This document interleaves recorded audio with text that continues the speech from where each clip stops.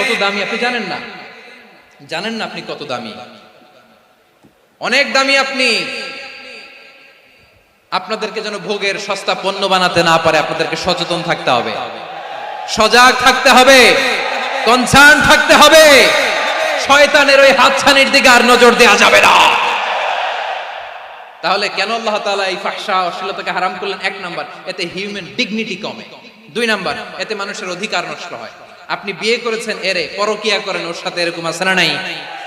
স্ত্রীর অধিকার নষ্ট করেছেন। আপনি বিবাহ সম্পর্কে আবদ্ধ হয়েছেন তার সাথে, আপনি পরকিয়া করেন ওই ছেলের সাথে, আপনি আপনার হাজবেন্ডের সাথে বিট্রে করেছেন। এজন্য আল্লাহ অশ্লীলতাকে হারাম করেছেন। অশ্লীলতাকে হারাম করার আরেকটা কারণ হচ্ছে আল্লাহ তাআলা এই হিউম্যান জেনারেশনকে এটাকে প্রিজার্ভ করতে চায়। হিফজুন নাসল, এটা মাকাসিদুশ শরিয়ার অনেক গুরুত্বপূর্ণ একটা মাকাসিদ, অনেক গুরুত্বপূর্ণ। আপনার নাসল, আপনার জেনারেশনকে সংরক্ষণ করা। এই যে আসতেছে ফেব্রুয়ারি, কত ফেব্রুয়ারি জানো? এটা কি বিশ্ব ভালোবাসা দিবস? হ্যাঁ, কি দিবস? এই বিশ্ব ভালোবাসা দিবসের সাথে মুসলমানদের কোনো সম্পর্ক নাই। আমার প্রিয় ভাইরা, এই যে আপনি অবৈধ সম্পর্কে জড়ালেন, কেন আল্লাহ অশ্লীলতাকে হারাম করেছে দেখেন। বলতেছিলাম যে এটা আপনার নাসল, আপনার জেনারেশন, আপনার লিনিয়েজ, আপনার বংশকে প্রিজার্ভ করা। কে কার বাবা, কে কার মা, বাবা মা জানা, প্রজন্মকে প্রিজার্ভ করা, এটা ইসলাম ওয়াজিব করে দিয়েছে। এই যে অবৈধ সম্পর্কের কারণে, বিশ্ব বেহায়া দিবসের কারণে, এগুলোর আউটকাম, আউটপুট হিসেবে মাঝে মাঝে ঢাকা মেডিকেলের ডাস্টবিনে নবজাতকের বাচ্চার কান্নার আওয়াজ শুনতে পাওয়া যায়। চট্টগ্রাম মেডিকেলের ডাস্টবিনে নবজাতকের কান্না শুনতে পাওয়া যায়।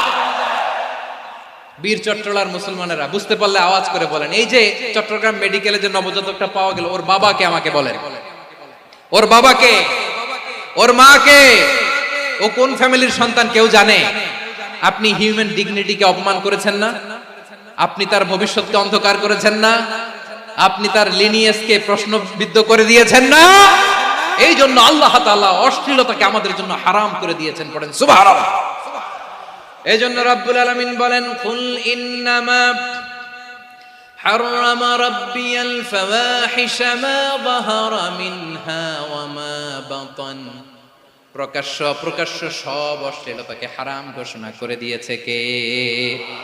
আবার দুনিয়ার বুকে যারা অশ্লীলতার প্রসার করে তাদের জন্য শাস্তি মজুদ রেখেছে কে?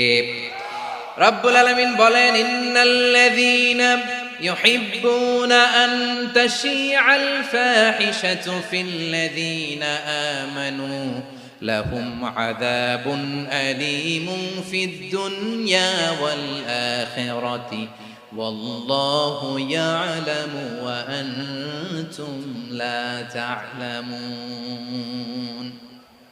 নিশ্চয়ই যারা বিশ্বাসীদের মাঝে অশ্লীলতার প্রচার প্রসার করতে চায় তাদের জন্য আমি মর্মন্তুদ শাস্তি প্রস্তুত করে রেখেছি, দুনিয়াতেও রেখেছি, আখিরাতেও রেখেছি। ঘোষণাটা কার? যারাই নাটকের নামে, সিনেমার নামে, রূপালী জগতের নামে, মুভির নামে, ওটিটি প্ল্যাটফর্মের নামে আমার সমাজে অশ্লীলতা ছড়াতে চায় তাদের জন্য কঠিন মর্মন্তুদ শাস্তি মজুদ রেখে দিয়েছে কে? ও আমার বোনেরা, এখনো আপনি জাগবেন না? এখনো আপনার চিন্তার দুয়ারে এখনো নাড়া পড়ে নাই? ওরা আপনাকে উলঙ্গ বানাতে চায়, ওরা আপনাকে আইটেম গার্ল বানাতে চায়। এজন্য ইসলাম অশ্লীলতাকে হারাম করেছে। হারাম। ইসলাম বলেছে যোজন যোজন দূরে থাকো। ওরা বলে না, কাছে আসো, কাছে আসার গল্প, ক্লোজ আপ ওয়ান, কাছে আসার গল্প আছে না নাই? চট্টগ্রামে তো এগুলো নাই মাশাআল্লাহ। হ্যাঁ, এখানেও আছে ক্লোজ আপ ওয়ান, কাছে আসার গল্প।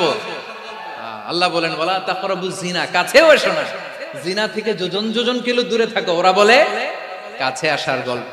আমার বীর চট্টলার ভাইয়েরা, কাছে আসতে হলে আমরা কোরআনের কাছে আসব, কাছে আসতে হলে নবীর কাছে আসব, কাছে আসার গল্প হবে আমার রবের কাছে আসার গল্প। চিল্লায় বলো ঠিক কিনা?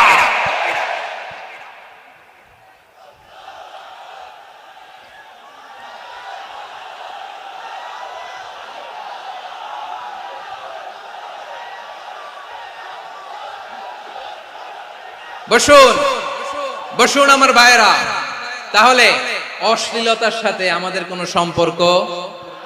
সবাই বলতে পারেননি, আওয়াজ করে বলুন, অশ্লীলতার সাথে আমাদের কোনো সম্পর্ক? আমরা এই সমস্ত ক্লোজ আপ ওয়ান, কাছে আসার গল্পের প্রোগ্রামে যাব? আমরা কোন ধরনের অশ্লীল কন্টেন্ট সোশ্যাল মিডিয়ায়, টিভিতে দেখব? কি যুগ যে আমরা কাটাচ্ছি আপনি কল্পনা করতে পারবেন না। পর্ন ইন্ডাস্ট্রি, নারী পুরুষের বস্ত্রহীন যুগল দৃশ্য, এটাকে দিয়ে ওরা কোটি ডলারের ইন্ডাস্ট্রি বানিয়েছে। পুরো মানব ইতিহাসে এরকম জঘন্য সময় মানব ইতিহাস পার করে নাই। পর্ন এটা ইন্ডাস্ট্রি হয়ে গেছে। আমাদের এই যুবকগুলো, জেনজি গুলো, ওদের চরিত্র বাঁচাবে কি করে? কেমন করে হেফাজত করবে ওদের এই মূল্যবান চরিত্র? আমার প্রিয় ভাইরা, এই অশ্লীলতার দ্য লেটেস্ট ভার্সন হচ্ছে LGBTQ, শরীফ থেকে শরীফা। শুনছেন আপনারা? দেখতে পুরুষ, আসলেই পুরুষ, সুস্থ একজন পুরুষ, 4 সন্তানের বাবা, বলে আমি মনে মনে নারী। দেখতে নারী, সুস্থ নারী, আসলেই সে দিব্যি একজন নারী, বলে আমি মনে মনে পুরুষ। সবচেয়ে ভয়ঙ্কর অশ্লীলতার সবচাইতে লেটেস্ট ভার্সন হচ্ছে এই ট্রান্সজেন্ডারিজম। সুস্থ পুরুষ তার বায়োলজিক্যাল গ্রোথকে হরমোন দিয়ে স্টপ করে দিয়ে সে সার্জারি করে নারী হতে চায়, সুস্থ নারী পুরুষ হতে চায়। পুরুষ পুরুষের প্রতি সেক্সুয়ালি আকর্ষণ বোধ করে, এটা লূত আলাইহিস সালামের কওমের মধ্যে ছিল। এটাকেও আল্লাহ কোরআনে ফাহিশা বলেছেন। ওয়ালুতান ইয ক্বালা লিকাওমিহি আতা'তুনাল ফাহিশাতা মা সাবাকাকুম বিহা মিন আহাদিম মিনাল আলামিন। লূত আলাইহিস সালাম বললেন, তোমরা কি এমন এক অশ্লীল কার্যক্রমে ডুব দিলে নাকি যেটা গোটা বিশ্বের কেউ কখনো করে নাই, তোমরাই প্রথম করেছো? পড়েন নাউযুবিল্লাহ। এই পশ্চিমের এই রোগ আমার দেশে যেন আসতে না পারে, আমাদের সজাগ থাকতে হবে। প্রিয় ভাইরা, চিল্লায় বলেন ঠিক কি না? পশ্চিমের অবস্থা ভয়ঙ্কর। পাশ্চাত্যে, আমি যুক্তরাষ্ট্রে ছিলাম অনেকদিন, কয়েক মাস, বিভিন্ন স্টেটে ঘুরেছি। গার্ডিয়ানরা উদ্বিগ্ন, ছেলে মেয়েদেরকে, ছোট্ট ছেলে মেয়ে, ওদেরকে জিজ্ঞেস করে, তুমি how do you feel right now inside yourself? তুমি ভিতরে ভিতরে কেমন ফিল করো? তোমার কি ছেলে ছেলে লাগে না মেয়ে মেয়ে লাগে? আচ্ছা বলেন, এই ছোট্ট বাচ্চাটাও কি এগুলো জেন্ডার অ্যাসাইনমেন্ট বলতে এগুলো কিছু বুঝে? এইভাবে মিসগাইড করা হচ্ছে। কৌতূহল বশত ছোট্ট ছেলে যদি বলে আমার তো মেয়ে মেয়ে লাগে, তখন বলে যে না তুমি মেয়ে, ছেলে না। মা বাবা বাধা দিলে ওকে আলাদা গভর্নমেন্ট হাউসে নিয়ে যাবে। ভয়ঙ্করতম অবস্থা। আমরা একটা সময় শুনতাম যে হুজুর আমার ছেলেটা খুব ভালো, হাফেজে কোরআন, আল্লাহওয়ালা। হুজুর আমার ছেলে দাড়ি রাখছে, আল্লাহওয়ালা। হুজুর আমার ছেলে 5 ওয়াক্ত সালাত জামাতের সাথে পড়ে, তার মানে আল্লাহওয়ালা।